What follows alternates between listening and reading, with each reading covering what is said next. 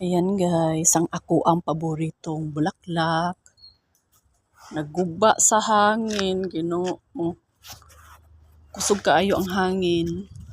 Natumba ang kanang rubber plant. Sayang. Pero mabuhay pa siguro to. Mabuhay pa to. Nadaghan may daghay ugat. Mabuhay pa to. Kaso natumba yung dako nga kahoy. Paborito ba yan? Nako siya ay. Kay ana lagi silang kanang pag naakay bulaklak mun ani. Swerte daw. Di ka mawad-an og grasya. Tinuod ka ha? Luoy kaayo. Nindot kay iyan dahon.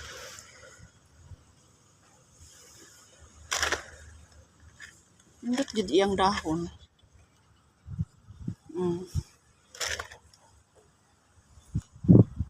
Putlo na ako. Anya og kuha ko sanga akong itanom. Ako ipadala kay Juanita. Kung makauli ko ako na lang mo bitbit.